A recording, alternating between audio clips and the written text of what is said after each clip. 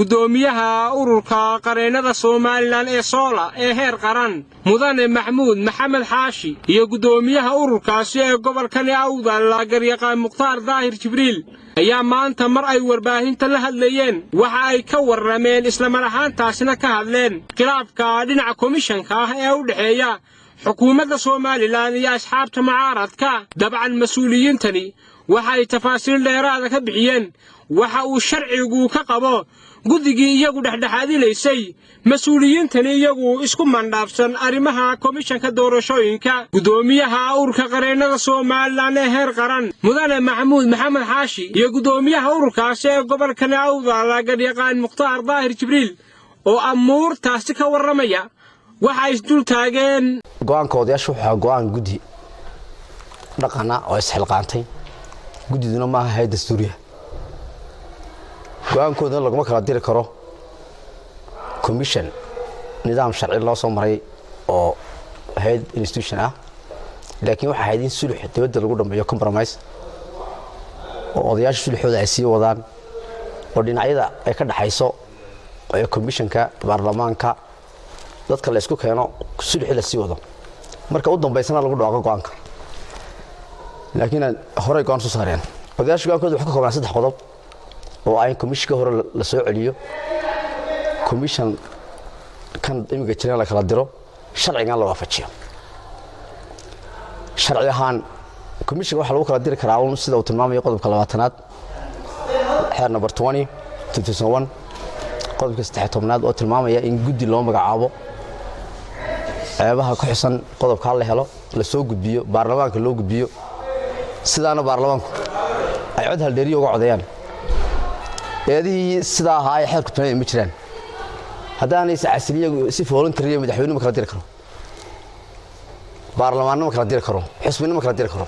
that's why ay xaaladdu in gaw adag tahay marka horena xaaladda sharciga waa laga baxay oo waxa lagu jiray waxa garoonka dawladdiisa lagu ciyaaray go'aankii sharciyan meel la mariyo lama hayo dastuurka dalkuna ma ogola odayaashuna maxkamad ma aha baabin karta go'aan dastuuri oo baarlamaanka soo baxay laakiin sulx in marka dhinacyada la dhameystiro oo ila commissionka ila baarlamaanka wax walba la dhameystiro in lagu dhawaaqay go'aanka laakiin way degdegeen odayaashu ka hor bay soo saareen go'aankii iyadoo xawaaladii qabiyo tahay maanta hadaba xalku waxa weeye haddii la rabo in go'aankii baarlamaanka ku ansixin komishanka waxa laga beddelay ama komishanka la kala diro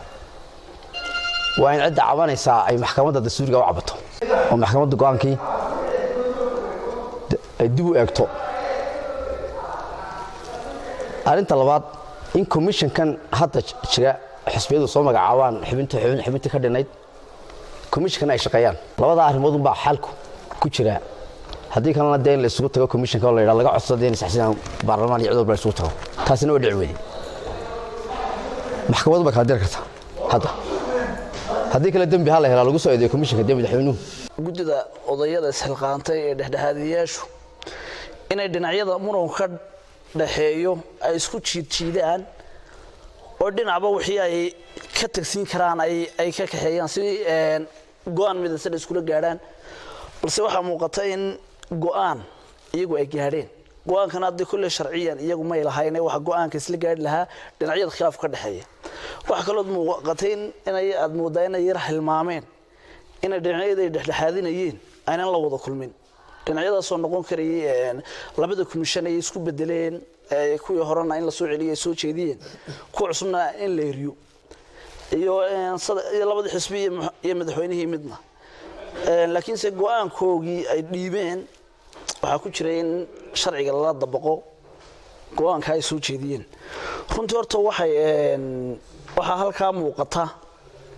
oo kaliya in wataqaana ay yar hilmaameen hanaanka la tashilaanta dhinaca sharciga odadeeduna ma aha kuwa laga maarmayo waa inay sii wadaan mediation-kooda iyagoo ka duulaya sharciga xukuumaddu go'aanka ay soo jeedisay kaliya iyadoo sharcigu bay ku dul istaagtay wixii xeer number 20 uu qabay iyo dastuurku dhinacna uma dhaafin cidna ma aynan dhisbanin iyagana tala ahaan waxaan u soo jeedinaa maadaama xukuumadda ay yihiin inay wax fudaydiyaan sharcigana ku qanciyaan iyagoo odayada dhexdhexaadiyaashana ku tixgelinaya isxilqaamka isxilqaameen oo ay amraan inay sii wadaan sharcigana ka duulaan maadaama marka hore ay sharciga aad moodo inay ka tageen nuuxkadiye tibiga caalamiga star Boorama.